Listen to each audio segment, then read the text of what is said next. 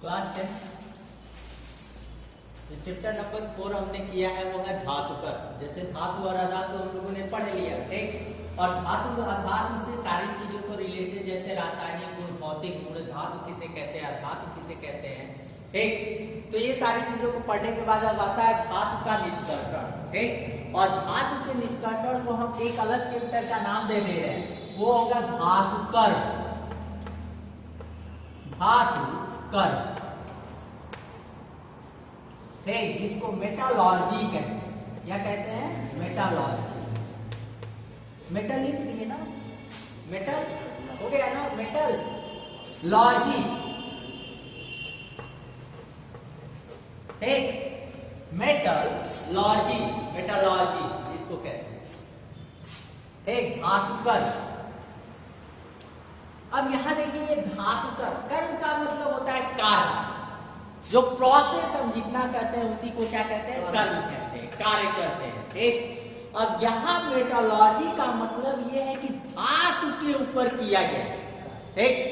जैसे मान लीजिए कि धातु अगर हम लोग निकालते हैं, पृथ्वी से खोद करके निकालेंगे, तो जो अशुद्धियां दूर करने के लिए जितनी प्रक्रियाएं करेंगे, वे सारी प्रक्रियाएं किसके अंतर्गत आती हैं? धातु कर्म के अंतर्गत, ठीक। तो पहला जो हेडिंग होगा वो इंट्रोडक्शन होगा कि ये धातु कर्म होता क्या, ठीक। पहला जो हेडिंग होगा वो होगा परिचय, इंट्रोडक्शन।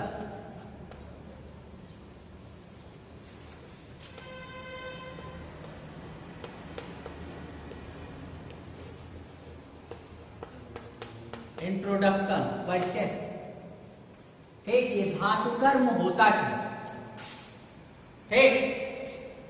अब यहां देखो बाबू, धातु कर्म होता क्या है?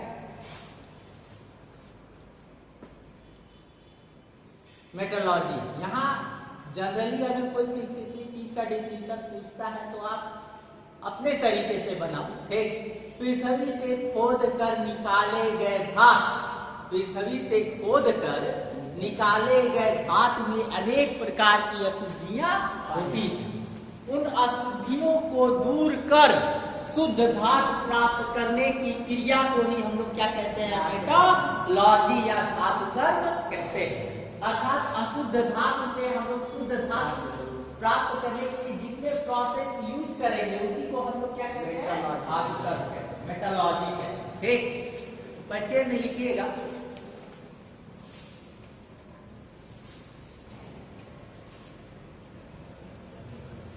पृथ्वी से खोद कर निकाले, पृथ्वी से खोद कर निकाले धातुओं में, पृथ्वी से खोद कर निकाले गए धातुओं में अनेक प्रकार की अशुद्धि होती। पृथ्वी से खोद कर निकाले गए धातु में अनेक प्रकार की अशुद्धि होती है। जाहिर सी बात है अशुद्धि होगी। अगर कोई पूछे अशुद्धि किसकी हो सकती है, अब उनका किसकी अशुद्धि? इन अशुद्धियों को दूर कर, इन अशुद्धियों को दूर कर शुद्ध धातु, शुद्ध धातु प्राप्त करने की क्रिया, शुद्ध धातु प्राप्त करने की क्रिया को धातु कर्म कहते हैं।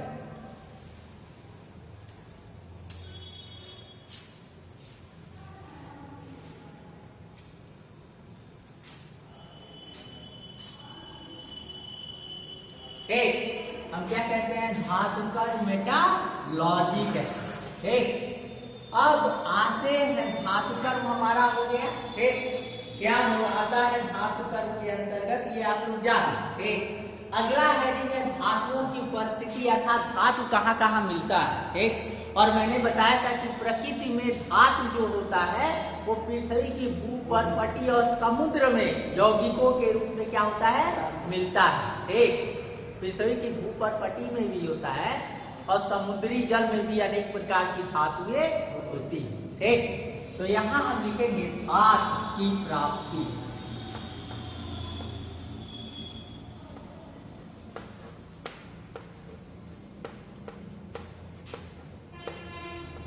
धातु की प्राप्ति।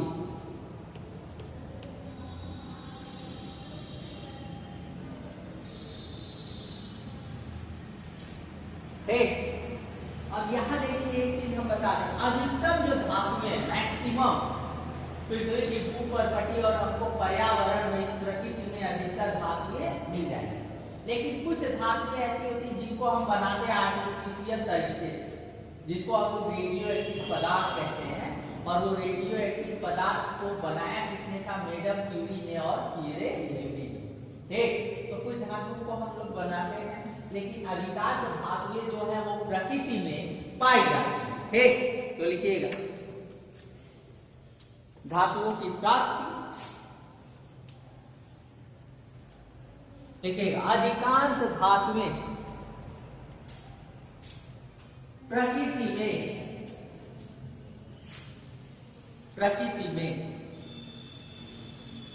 पाई जाती है।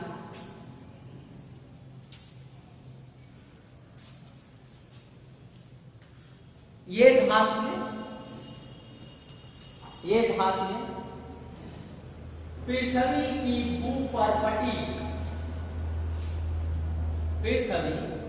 भूपर्पटी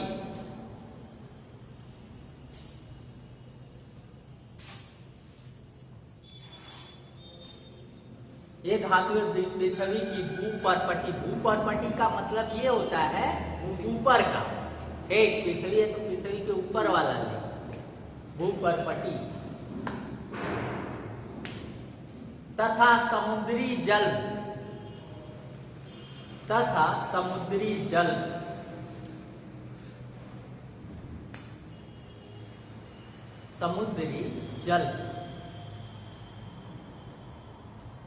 निम्न दो रूपों में पाई जाती है। निम्न दो रूपों में पाई जाती है। समुद्री जल में जो होगा दो रूप में मिलेगी, या पृथ्वी की भूपर्पटी में दो रूप में मिलता है। ठीक हो गया। अब यहां एक चीज देखिएगा, पहला होता है मुक्त अवस्था। दो रूपों में मैंने लिखा है ना, पहला क्या होता है? मुक्त अवस्था में। पहला किस में मिलेगा? मुक्त अवस्था। मुक्त का मतलब होता है अकेले। ठीक, पहला क्या है? अकेले या मुक्त अवस्था। अच्छा, वे कौन कौन सी धातुएं होंगी या कैसी धातुएं मुक्त अवस्था में? वे धातुएं जो बहुत कम सक्रिय होती प्रकृति में मुक्त अवस्था में पाई जाती, मुक्त अवस्था में पाई जाती है। ठीक बाबू, जैसे अब यहां देखिएगा, जैसे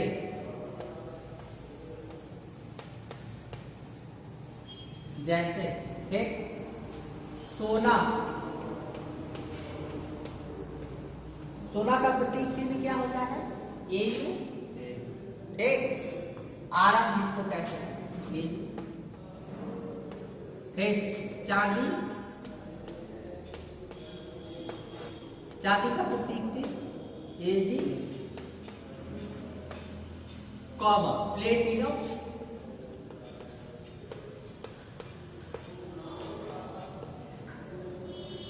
का प्रतीक चिन्ह PPR।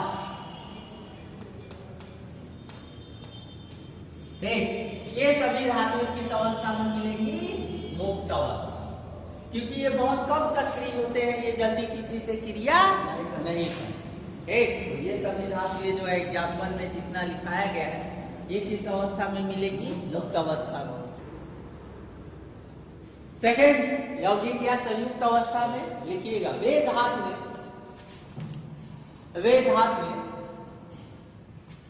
जो बहुत अधिक क्रियाशील होती,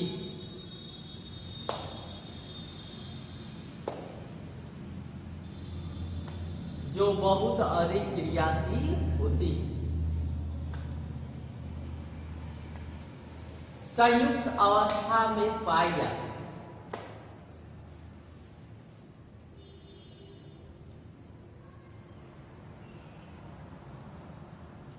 संयुक्त अवस्था में पाई जाती है।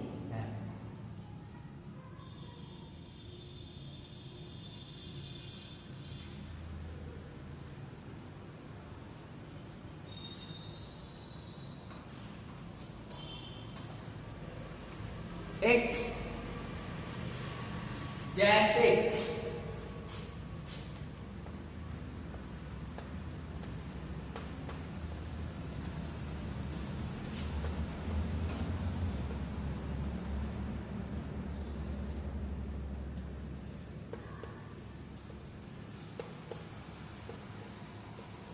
कॉपर पायराइट, ये कॉपर का अयस्क है, ये इसका अयस्क है कॉपर का, इसमें से कॉपर निकलेगा, लेकिन कॉपर के साथ अन्य कोई भी रहेगा, संयुक्त अवस्था है ना, और जब संयुक्त अवस्था रहेगा तो जाहिर सी बात है अन्य कोई भी इसके साथ कोई ना कोई रहेगा, तो रहेगा तो इसका फार्मूला होता है CuFeS2, ये है कॉपर पायराइट का फार्मूला, CuFeS2, ये हमारा किसका अयस्क होगा, कॉपर का। कॉपर का अगर हमको कॉपर निकालना है तो इसी से निकालते हैं, ये पृथ्वी के अंदर मिलता है, इसको खोद करके निकालते हैं, फिर सारी अशुद्धियों को दूर करते हैं, पहले तो रेत कंकड़ पत्थर उन सबको हटाएंगे, हटाने के बाद इस S को भी हटाएंगे, Fe को हटा देंगे, ये सब हट जाएगा तो मिलेगा क्या हमारा Cu, कॉपर मिल जाएगा। ठीक,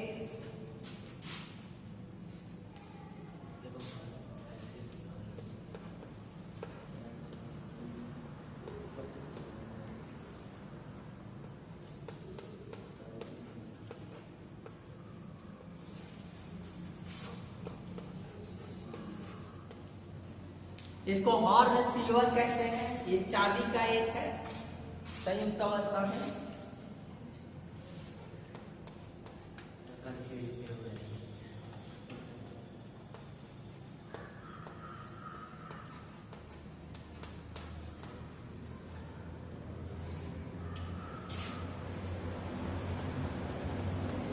यहां दे लीजिएगा,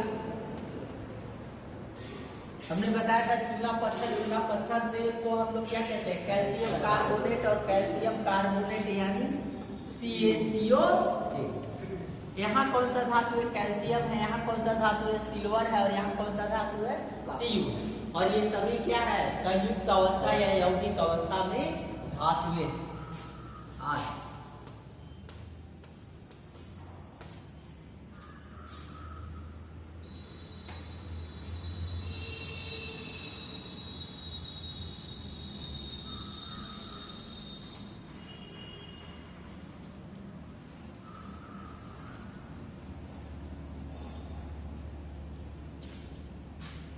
लिखिएगा खनिज में धातुएं पृथ्वी की भूपर्पटी में, धातुएं पृथ्वी की भूपर्पटी में जिस संयुक्त अवस्था, पृथ्वी की भूपर्पटी में जिस संयुक्त अवस्था पाई जाती, जिस संयुक्त अवस्था में पाई जाती उन्हें खनिज कहते हैं। अब खनिज में बाबू सब आया है, उन्हें खनिज कहते हैं।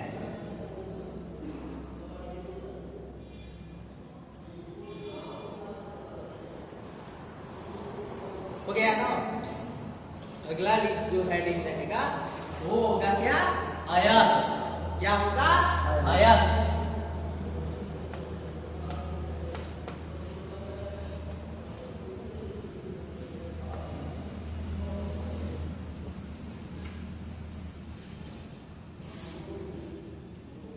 देखो अयस्क खनिज ही होता है, लेकिन सभी खनिज अयस्क नहीं होगा, सब में से धातु निकालना आसान नहीं है, तो सभी खनिज अयस्क नहीं होते, लेकिन सभी अयस्क क्या होते हैं, खनिज होते हैं। सभी अयस्क पृथ्वी से ही खोद करके निकालेंगे।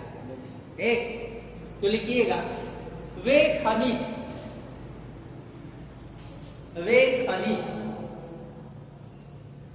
जिनसे धातु का निष्कर्षण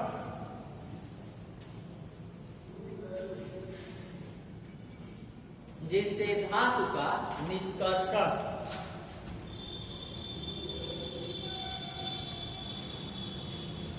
आसान, सुविधाजनक,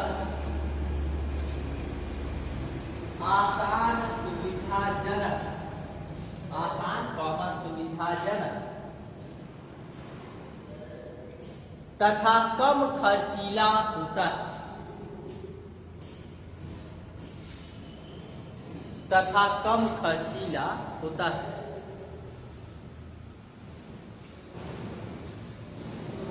अयस्क कहलाते हैं, अयस्क कहलाते हैं।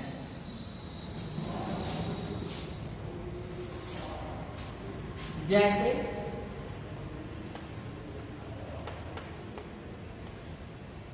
जैसे कॉपर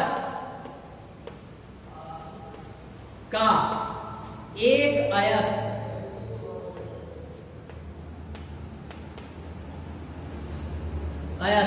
कॉपर पायराइट है।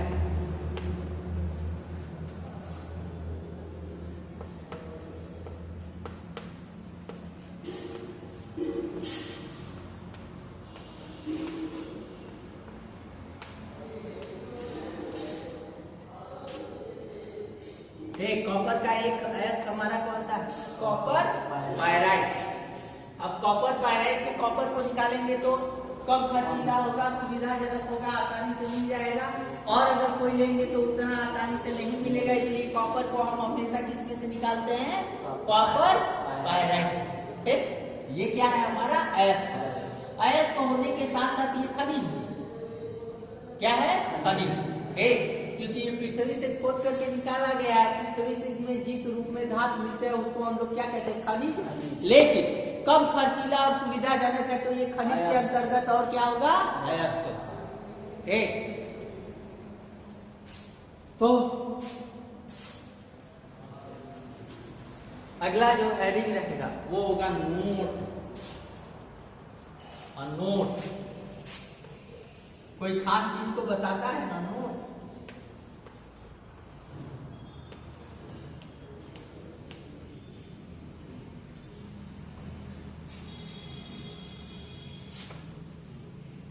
नोट में लिखिए सभी अयस्क खनिज होते।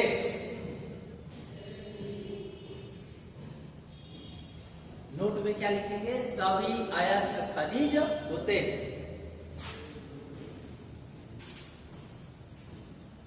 सभी अयस्क क्या होंगे? खनिज होंगे। परंतु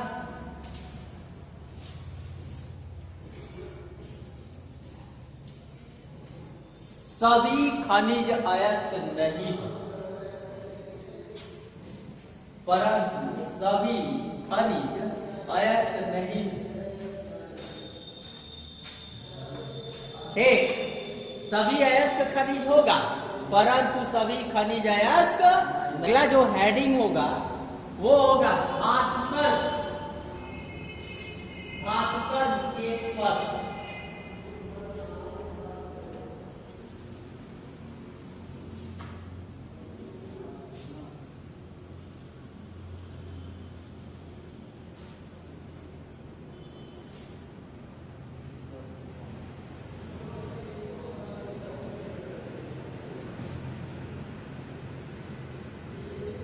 अब यहाँ देखो ये पद क्या होता है? स्टेप होता है। और स्टेप में क्या करते हैं कि ये निश्चित है कि इस स्टेप के बाद ये करना है और इसको पहले करना है, इसको बाद में, ये निश्चित होता है। जैसे मान लो कि धान कुटाने जाते हैं तो पहले ये जरूरी है कि इसको भूसी निकालने का, इसमें नहीं डालना है ना।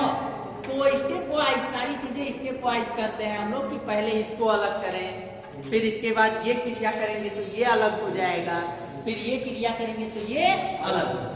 अर्थात ये निश्चित रहता है कि कब कैसे करना है। ठीक, तो वो स्टेप यानी पद के अंतर्गत आते हैं। धातुकर्म में कई पद किए जाते हैं, कई प्रोसेस करते हैं। ठीक, तो लिखिएगा धातुओं के अयस्क से, धातुओं के अयस्क से शुद्ध धातु प्राप्त करना धातुओं के अयस्क से शुद्ध धातु प्राप्त कर में निम्न पद प्रयोग किए जाते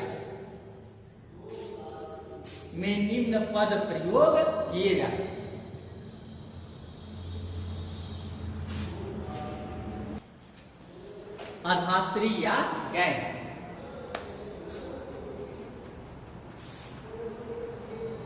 लिखिएगा, पृथ्वी से खोद कर निकाले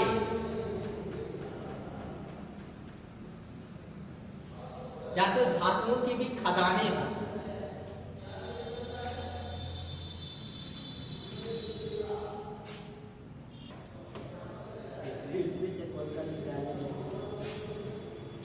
खोद कर निकाले गए अयस्क में कंकड़, पत्थर, रेत, मिट्टी आदि की अशुद्धियां होती।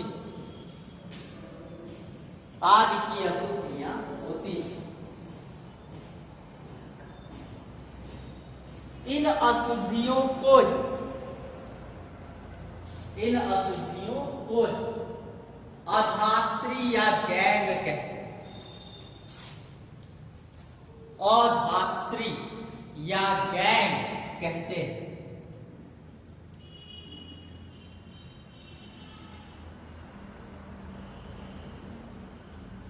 समझ गए ना बाबू? ये बेकार की चीज है, जो बेकार का है उसी को हम लोग क्या कहेंगे? गैंग या अधात्री। अभी जब कॉपर पायराइट का फार्मूला जब लिखे थे तो यहां देखो एक चीज हम बता दें।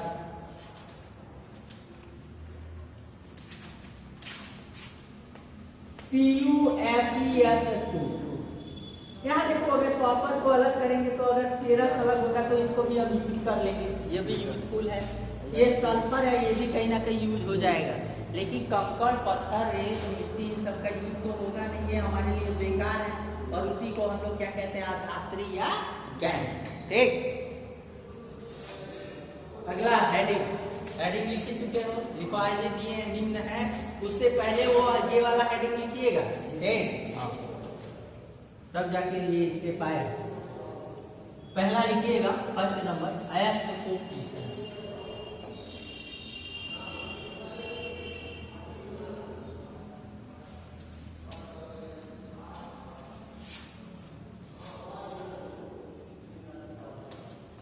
पहला स्टेप क्या होगा? अयस्क को घिसना।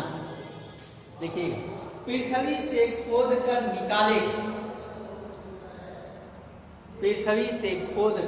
निकाले, अयस्क को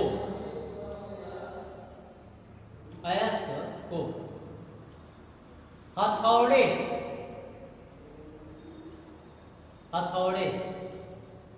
तथा मिल की सहायता से, मिल का मतलब क्या? चक्की या रोलर, मिल की सहायता से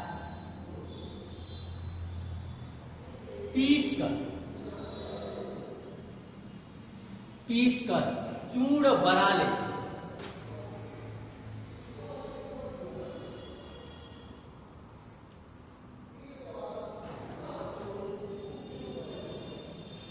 पीस कर हम क्या बना लेंगे बाबू? चूर्ण, पाउडर। जाहिर सी बात है, चूर्ण इसलिए कहा गया है क्योंकि वो पाउडर तो रहेगा नहीं।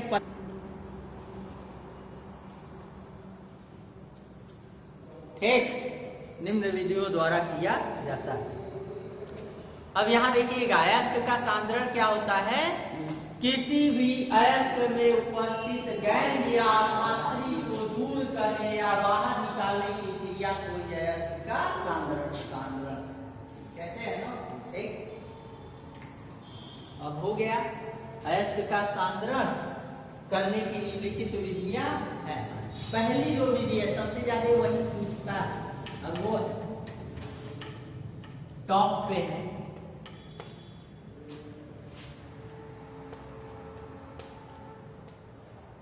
फेन प्लवन विथ कौन सी है, कौन सी विधि है हमारी बाबू, फेन प्लवन विथ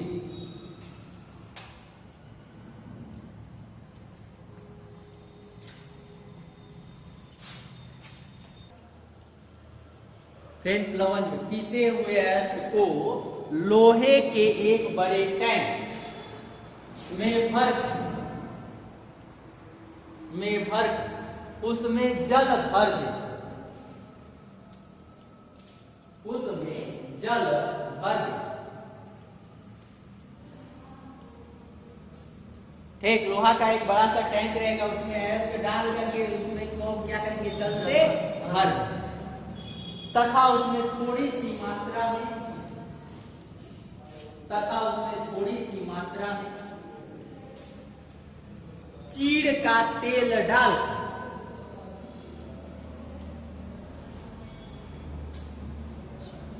चीड़ का तेल डाल, जिसको पाइन ऑयल कहते हैं, इंग्लिश में पाइन ऑयल या चीड़ का तेल डाल। टैंक में वाल की तेज धार, टैंक में वाल की तेज धार प्रवाहित करते,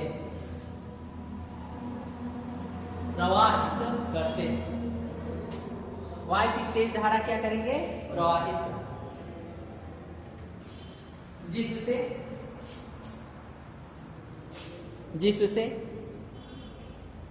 शुद्ध अयस्क तेल से भीग,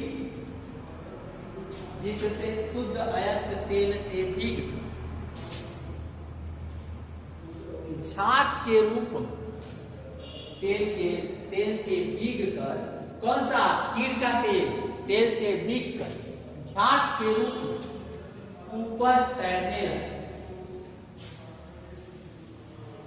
झाग के रूप में ऊपर तैरने लगे।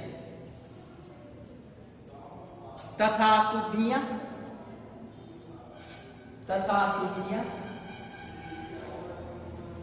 जल से भीग तली में बैठ गए,